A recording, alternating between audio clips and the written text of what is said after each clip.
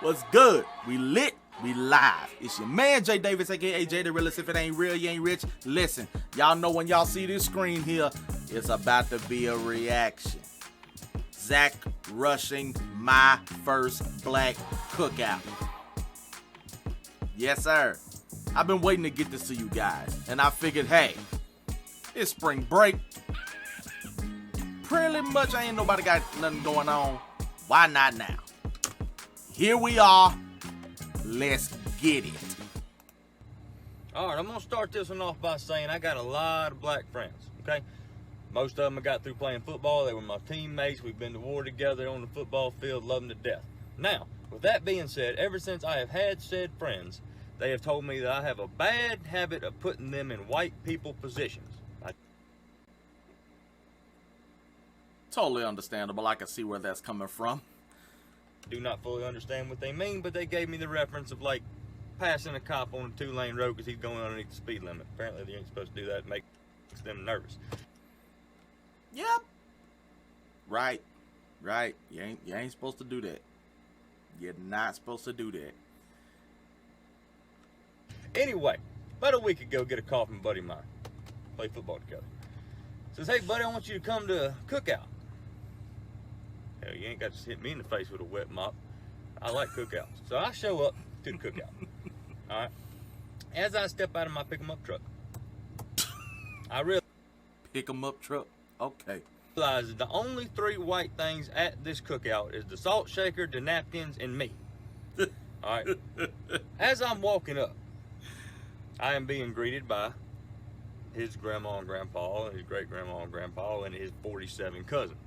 All right, which there's no way for me to remember all these people's names. Anyway, there's a long table where the food, everybody's eating at, okay? They bring me over and set me down at the head of the table. I'm already really uncomfortable at this point because I don't know what's about to happen. Well, they say the blessing, and I get up to go fix my food. Well, I was not aware that at a black cookout, you do not fix your own plate. They fix your plate for you. That's right. Yes, sir. You're learning something now. That's what you do. Now, they bring me a whopping Dixie plate that some bitches rounded off like this with barbecue, okay? And I'm gonna eat it. Don't get me wrong, I don't waste food, I'm gonna eat it. So as I'm sitting there munching away, you know, just kind of getting my bearings about where I'm at, these 2 ladies walk up to me, 2 of his aunties, with 2 different potato salads. All right. They say, we want to get your opinion on which one of these is better. Now, apparently just because I'm white, I'm supposed to know the different calibers of mayonnaise. Well, I ain't finna piss nobody off at this cookout, okay? So I ate both of them, and I told them that they were just so damn good, both of them, I couldn't pick one. Now, at this current time, I am almost in a food coma because I've ate so much because I didn't want to disrespect nobody's cooking there. And then his great-grandmama, Mama T, that's what they call her, she comes up to me with what looks like a 5-pound piece of cherry pie. Now, let me paint a picture for you. I've got the meat sweats, all right? Got barbecue sauce on my shirt. I'm drifting in and out of consciousness, and she's bringing me a 5-pound piece of pie. Now, I saw Friday After Next. I know what happens when you disrespect somebody's grandmama. I saw what happened to Craig and Day Day when they disrespect somebody's grandmama. You ain't finna be chasing me through these pines because we way out in the woods at this cookout. I'm white, not stupid. So as I eat this pie, which I'm eating this pie because I ain't finna piss off nobody, especially the head woman there because she ranked up top. That's great grandma. You don't mess with her. Correct. I finish this pie and I drift off into a Caucasian psychosis of a food coma. And I did just like this right here. Just like this. I went, whew, I'm full. As soon as I lifted my head back up, the table I'm sitting at is no more food on this table. I don't know how long I was out for. But somehow, I'm still in the same chair. I have been dealt into a high-stakes spades game at an all-black cookout besides me. What the fuck is going on? How?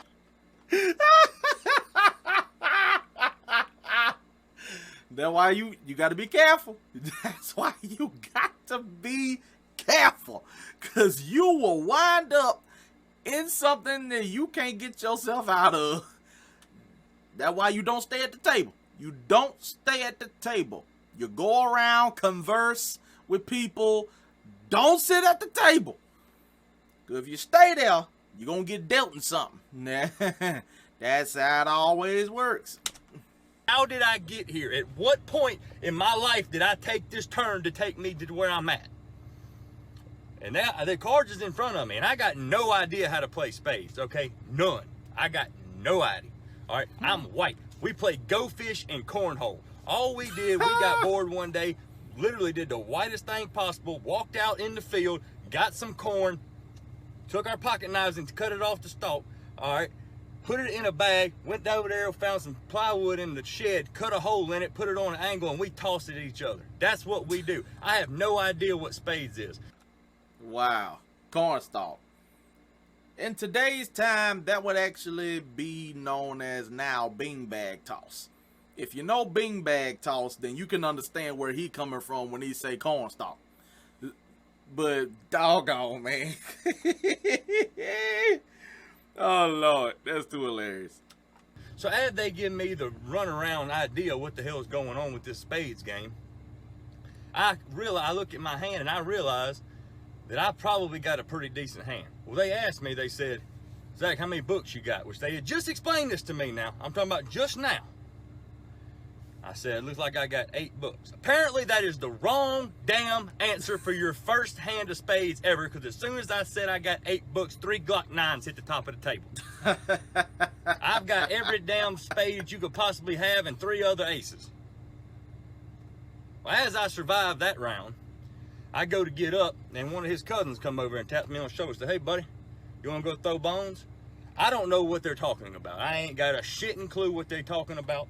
Dice. But I ain't going to piss nobody off. You got to understand, at this point, I am in survival mode. I am not pissing not one person off at this cookout. I do whatever they tell me to do. If they want me to stand on my head and blow bubbles out of my ass, I will do it. Don't hurt me. Okay? Now, I did not know bones meant dice. I was leaning more toward dominoes, which I kind of knew how to play from the Elks Lodge. But apparently, bones means dice. I lost $36 so fast my fucking head was spinning. Okay? And apparently when they yell gator, that just code word for white man loses, because they just took my money and I just put some more down until I ran out of money. Which is fine. Made it through that one too. Now, as I'm slowly trying to make my way back to my truck, I went over to thank Mama T. You know, I thank my buddy, I thanked everybody on the way to my truck, and I've got my truck in my sights. I am zeroed in on my truck, trying to leave this place. Now, I get to my truck.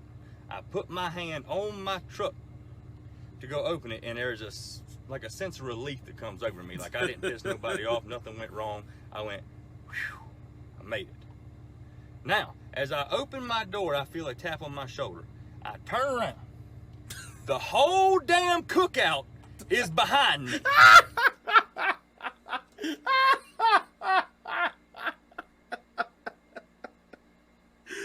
We do that too. We do that too. I don't know how in the world.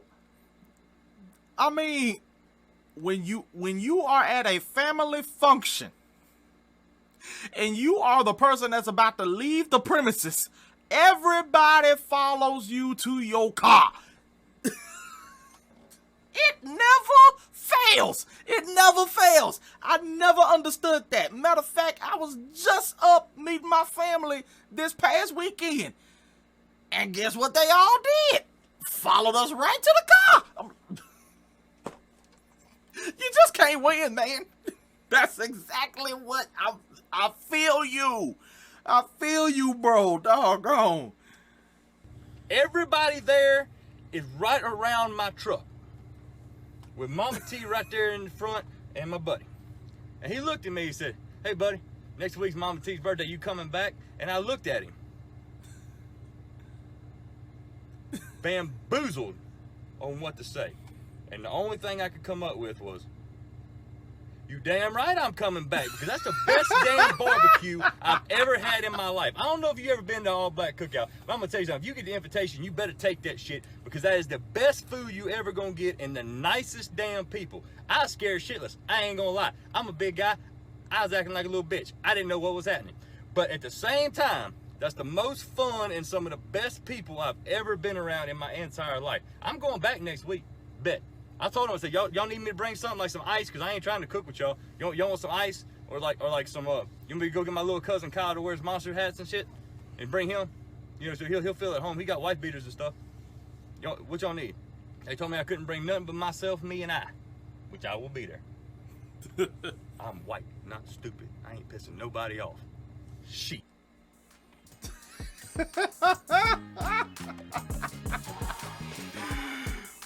Oh, man.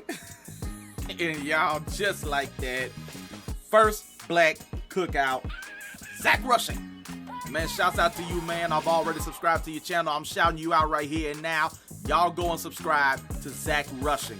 I'm going to put the link to this video and to his channel right down there in that comment section. You can expect to find that later on tonight when I upload it. It's J Davis, aka J the Realist. If it ain't real, you ain't rich. We out.